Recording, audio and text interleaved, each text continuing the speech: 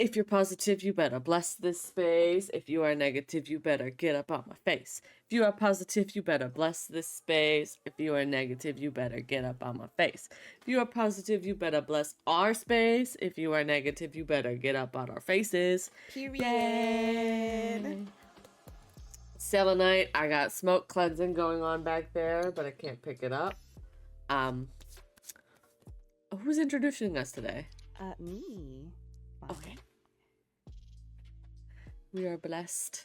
Okay. And cleansed.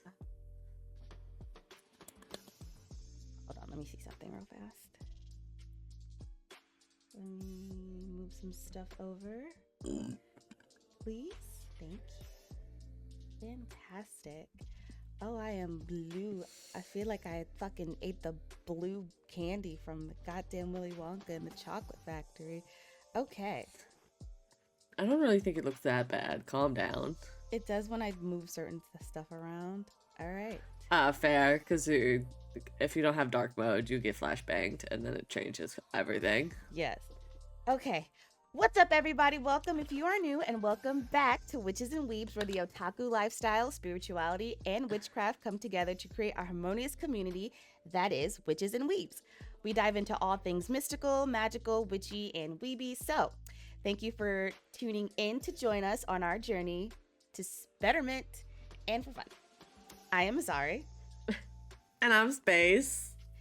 And today we will be talking about energy sources. When in doubt, ask to borrow. Oh, am I doing this too? Oh, no, I could do that. Okay, that's fine. So why you want to borrow from other sources of energy is because even though we do have an abundance within ourselves, there's no telling how much energy a spell might need, and using your own personal energy is finite. You only have so much.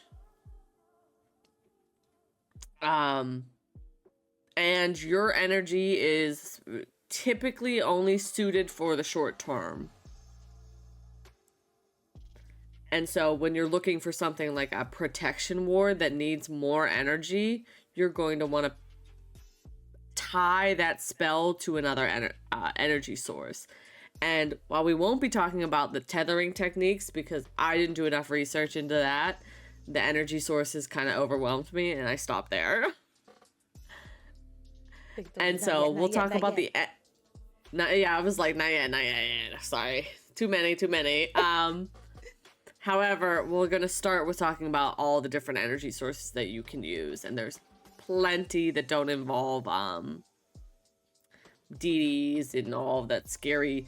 possibly scary stuff for beginner witches. Yeah. You don't want to end up being lethargic and tired after doing your own spells and doing spells. Camera, I am watching you. Just going out of focus. I'm just like, dude. And this allows you to do more spells because you won't feel so lethargic and tired after your spells. Exactly. Before we get into this, I want to know, anybody out there, what are your favorite energy sources, and how often you borrow for your spells, or if you've ever, if this is the first time you're hearing about borrowing energy sources.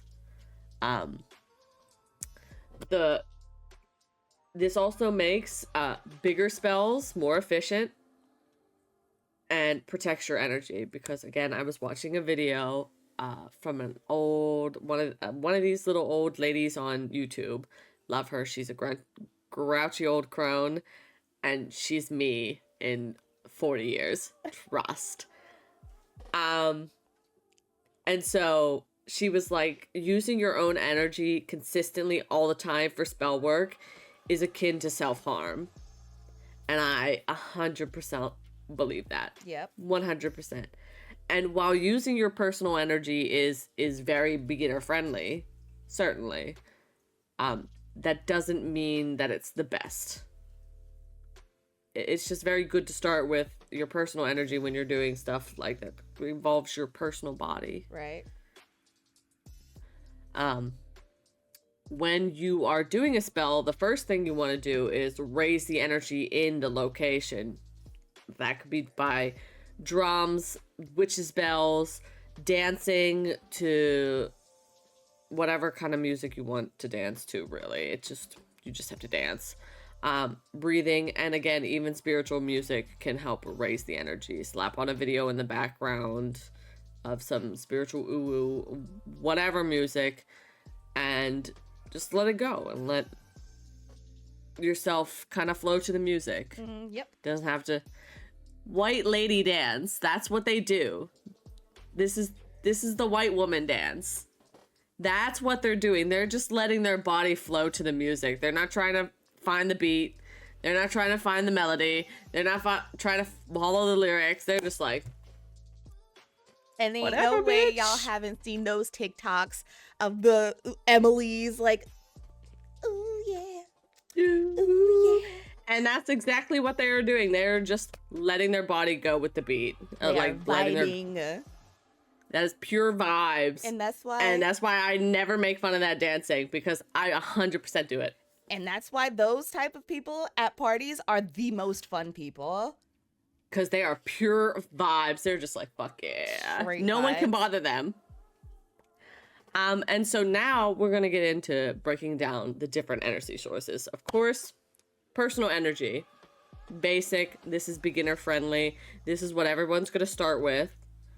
However, the second most beginner friendly is the earth, because it has infinite amount of energy. It is traveling at 160,000 miles per hour in space.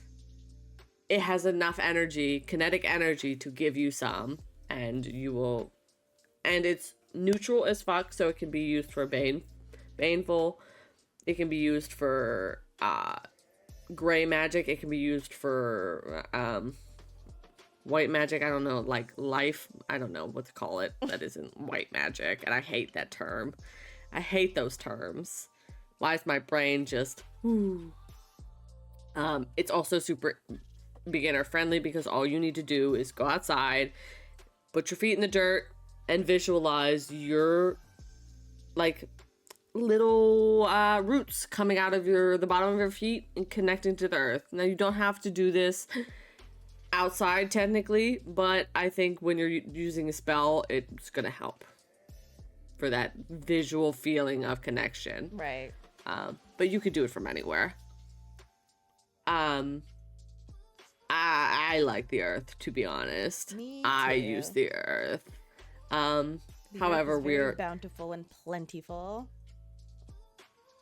now the third one I do want to say is not as beginner friendly, except one of them. One of them is very beginner friendly, and that is the moon. And this is the cosmic bodies, not to be confused with the celestial realm and celestial beings. Cosmic bodies are planets, moons, asteroids, Pluto, even still going through transformations to this day. I still say it's just perfectly in line with Pluto to be a planet one day and a dwarf planet the next. Right. Perfectly. He's just transforming. He is a phoenix. Let him go. I recommend the moon for beginners because, again, moon magic is well researched. There's a ton of information out there, ton of reference material. So it's a lot easier. And then getting yourself into sun magic and then starting with the other planets, because they're very volatile and intense.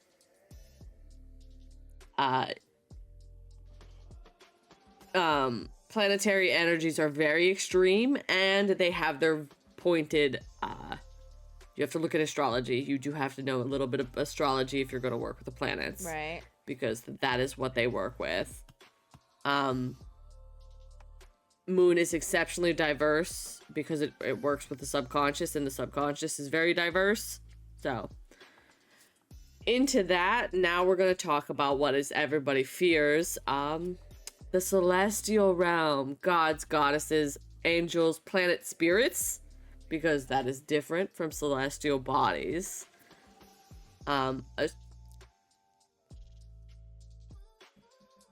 I'm going to delete 2 of these words because I almost used them and I don't think they fit into this section. Okay.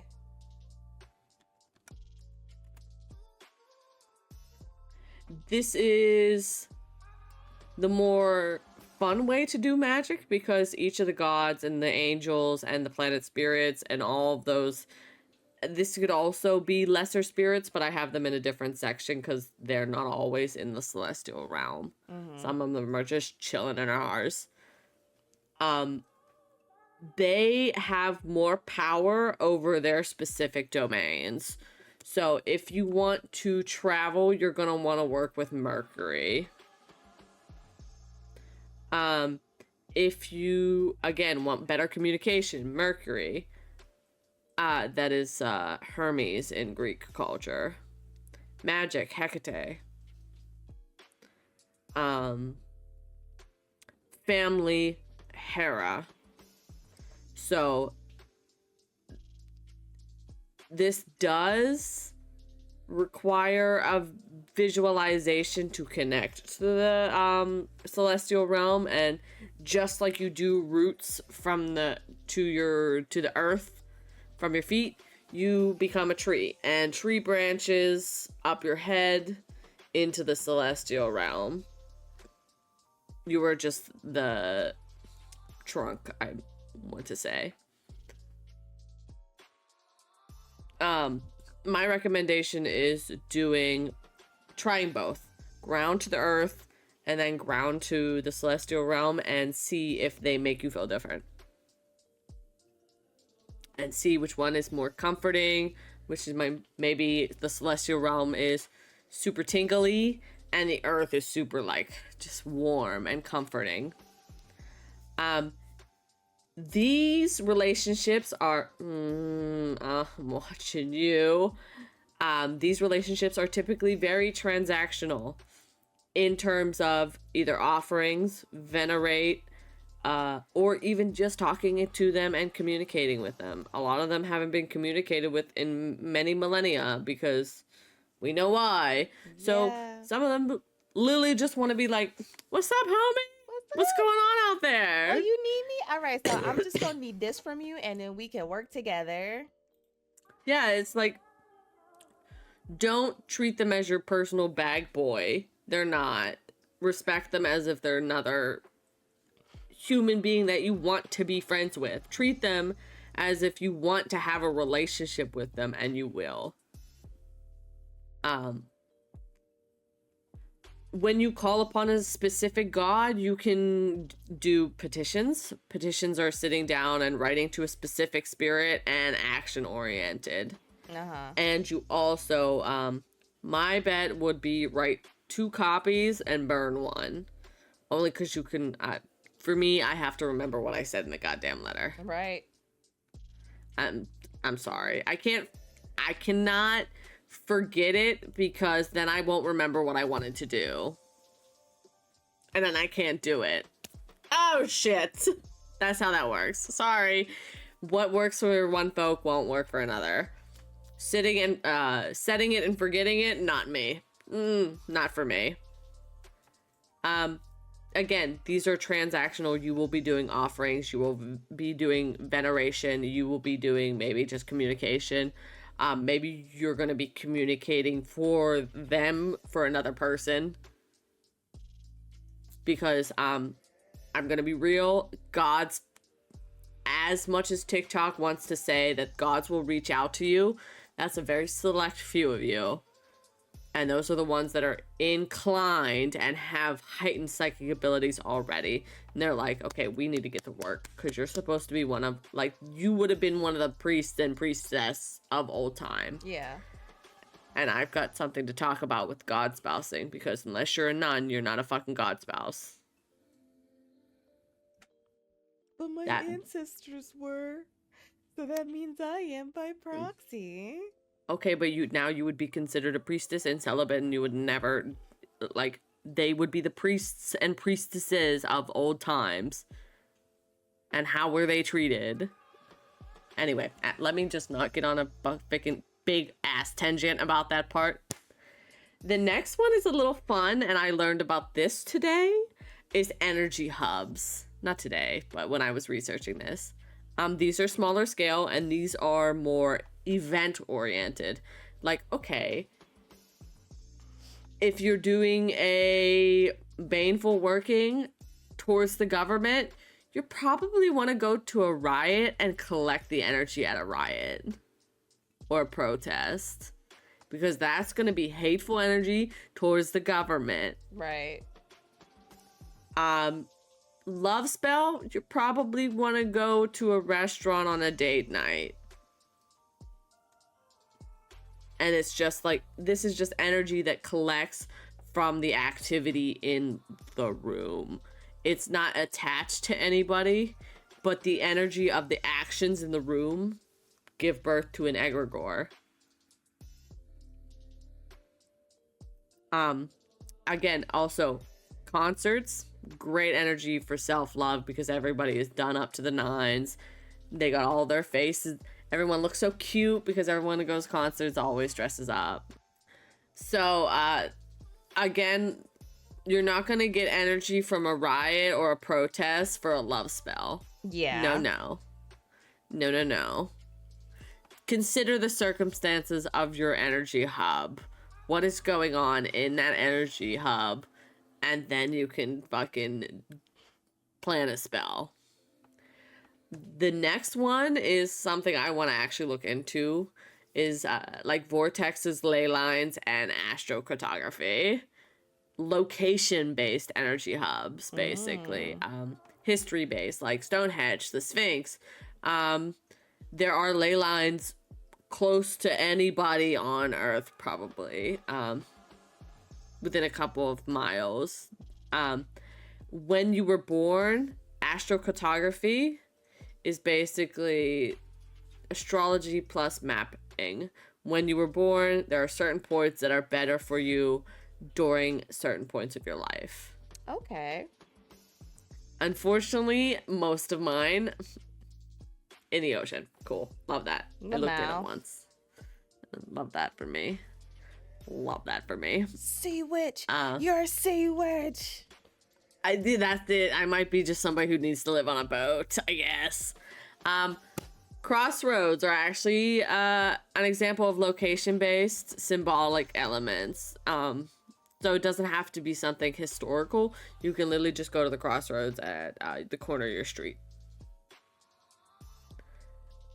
The next one are plants, trees, and mushrooms, or mycelium. Fungi. Whatever you want to call them. They all have spirits, lore, history, and many generations of energy put behind them from humans, giving them meaning. Not only do they only have their own spirits, but they have the energy from humans who have been using them forever. So think about when you put your herbs in, ask them to give them some of your ask them to give you some of their energy.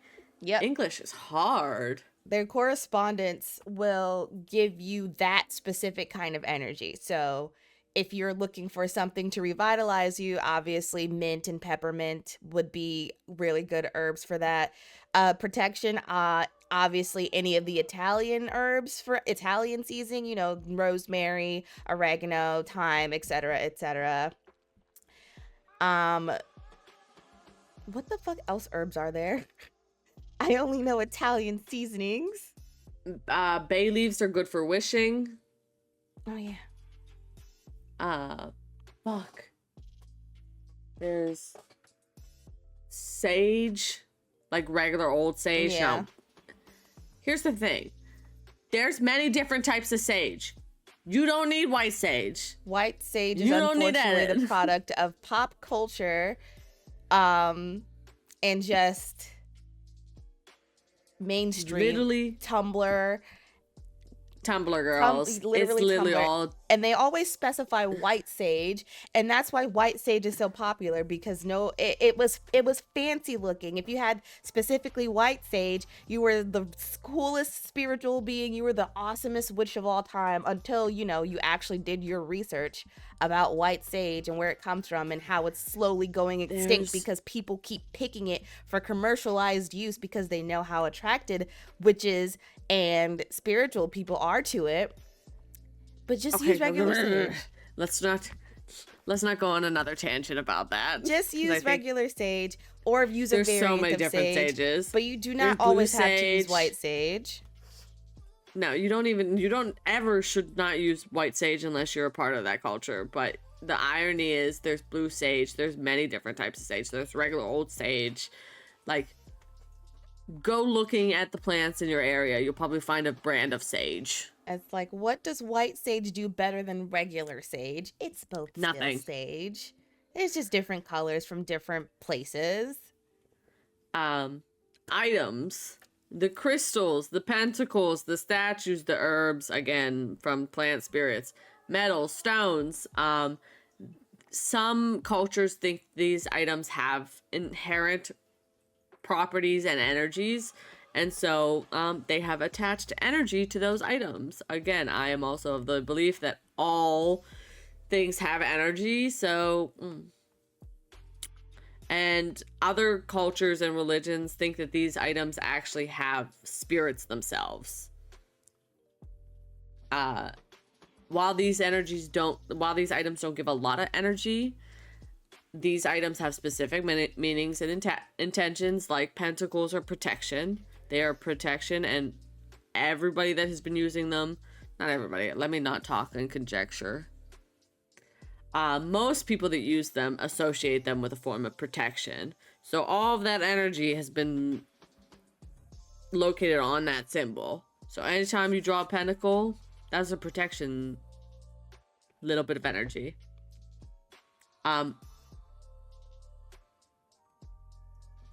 These are great additions, but they don't make or break your spell. It's just another way to get a little bit of energy that you don't have to use your own. Yeah. And these items are very easy to just get their energy from for me, because again, I just associate all the energy that they've collected over the millennia, and I'm like, can you give me some of that little bit? I just need a little bit. Thank you. Tiny little bit, please. I just need a little bit. And the next one is why covens are so popular, and it's group work. Anytime you have more than one person working on a spell, it creates a little egregore for your spell, and egregores are fascinating. Everything that a human does can create an egregore. Even one other person would be helpful. Of course, you don't need to do coven work at all, but community is important, and I'm always a sucker to promote community and having a community around you in some form. They don't have to be your bestest friends. You don't have to tell them all your personal business. They don't even have to know your real fucking name. You can use a witch's name, because most people are like, again, Space is not my real name. Azuri or Mia, depending, because I can't remember to say Azuri. Sorry. Ugh, I'm gonna name drop you now forever. Either one, they're not your real name. Correct. So we exist with witch's name. Space is my witch's name because I love space. And I love working with the beings in space. Azari's not even my witch name. Do you have one yet? It's Luna. Oh yeah, I forgot. I didn't know if you would pick one yet or not. Because we been never Luna use for it. quite some time, but I just do Azari because I'm so lazy to change all of my names in every platform, so I'm just gonna be Azari everywhere. That's actually so real. I understand it. Remember how I talked about the celestial realm? You can include some of these beings in there, but they're more called lesser spirits. Doesn't mean anything other than they're small time spirits. saints, demons, ancestors, house spirits, egregores, from land spirits, egregores again, elementals, the Fae. They could honestly be in their own little category, but we're just gonna slap them here for now because they do have a very specific way of working, and this fits into this. Fae are very tricky to work with, so be careful if you are interested in working with the Fae. Do your research, please, because fairies are absolutely not to be fucked with. No, and the way you work with them is very different, and again, very transactional. That's why I put them in this specific category, because all of these are very transactional. You have to build a relationship first. And they are very picky. Some might not want to work with you at all, and they will tell you to quite kindly fuck off. And you just have to accept it. Maybe it's a case of they don't want to work with you right now. You have to do some work within you first. But yes, build a relationship first. Write out what you are willing to give, veneration, offerings, work, because some of them will ask you to do divination for them, work on, they want you to do tarot readings for other people. It's not a case of you're going to be just sitting around fiddling your thumbs. Right. No, they're going to ask you to do labor. It might be shadow work they want you to do, whatever. And you will also want to use a divination technique to commune with them. You are now employed by a spirit. Yeah, which means that you work for them now. Whatever they tell you to do, do it. And if you go against it, then guess what? You're fired. They're not going to work with you anymore. What was the reason for calling us to help you in the first place if you weren't going to completely give yourself to us? Exactly. Again, I would say the Fae are things that shouldn't be touched, really, because most of them will never most of you won't understand how to work with them. And you're just going to get yourselves in trouble. And forgetting your own name. However, the easy, I think another very beginner-friendly one is the raw elements. Fire, earth, water, air.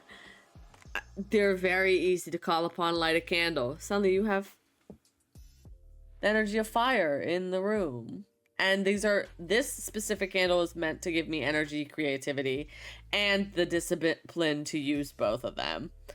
So this is exactly why I used a candle, and a yellow candle at that.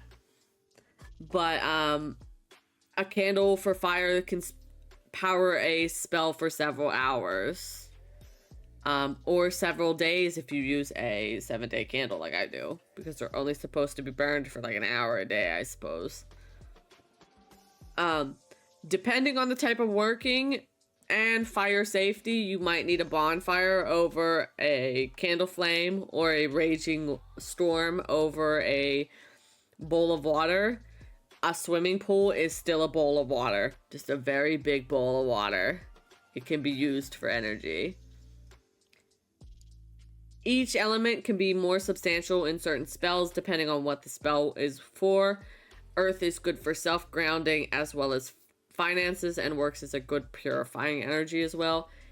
Air is for cleansing things away from you as well as moving and shifting. Fire is great for passion, creativity, energy, and I believe, what did I not say? Water.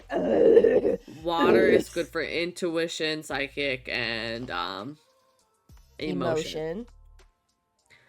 Again, honorable mention is it's not necessarily an element, but electricity, good for supercharging tools and oils, as well as especially with thunderstorms and lightning. Magical batteries is also an elemental, as is also a energy tool, but this is about this is for a more advanced practitioner who is very adept to energy manipulation of their self. Yeah. And they are basically making a little, let's say, I don't know what to use. I start charging this crystal with protection energy.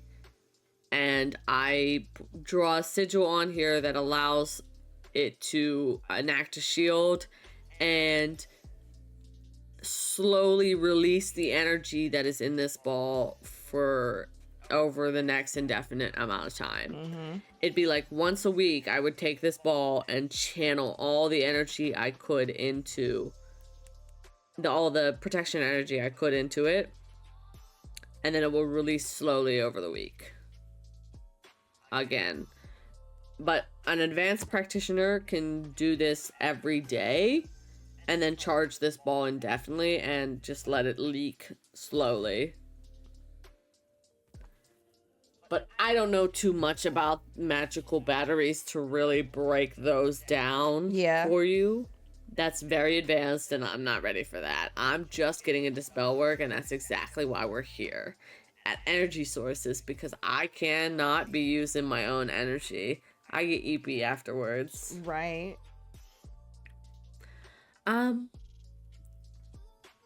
But the main takeaways, because that's all I have for you. That's pretty much as many energy sources as I could find. And I think I covered just about everything. I think. There's probably still more, but they're probably more advanced, and we just haven't seen them yet because we're not ready to see them yet.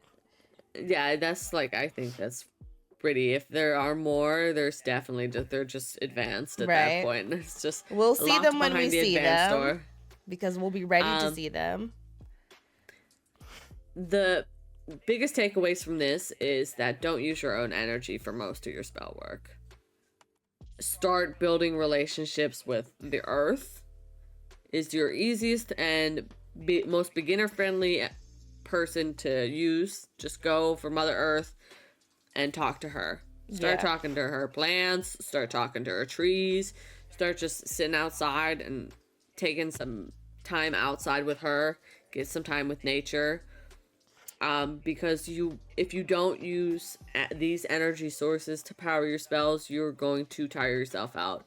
Your spells are not going to work as well, because your energy is not suited for all of them. Yeah, I'll say if it's a very small scale spell, then your energy will be fine. But stuff like bigger spells that require more components and stuff like rituals, you'll definitely want a energy source to help you, because these big scale things are not enough, or these big scale things, your energy and your little tiny ass body compared to the severity of these spells is not gonna cut it. You don't have enough energy. You're gonna be extremely tired, and then after you do your spell, you're like, what the hell did I even do that spell for? I'm not even motivated or inspired to do anything because I'm so fucking tired. And it will take several days to charge up your energy again. You'll have to recover for several days. And those are several days that you can be doing witchcraft. There's also the thing about, this is a point in if you're going to start doing spells, you need to know how to visualize and ground and center and manipulate energy. And so, our next episodes are going to be about that. We're going to talk about the fundamentals of a witch, grounding energy. I'll give you some exercises because I'm going to pull out my Psychic Witch book, which is my favorite one to do energy manipulation and get your visualization down. Good book. 10 out of 10, actually. I have it too. Actually, great book. I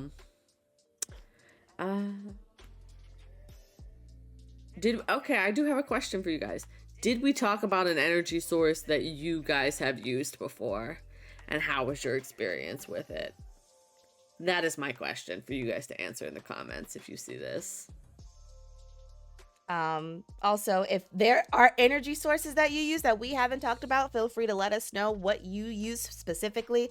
Because again, we're always looking for new ways to level up our spirituality and our witchcraft. And what better way than to see what our community is doing and follow suit. Absolutely.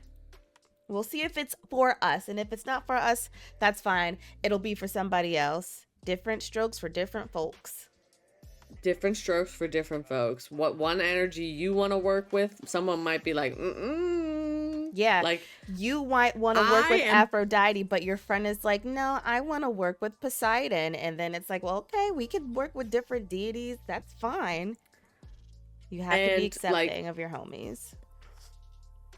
For me, I'm willing to work with demons and the dark shadow thing because they have the knowledge of the human psyche that other spirits don't, because bad things are a part of the human psyche. We are human. We love to do wrong, and not necessarily morally wrong, but we like to just not follow the rules. So what are some folks for different... But that's what we have planned. Fundamentals of a Witch is coming out.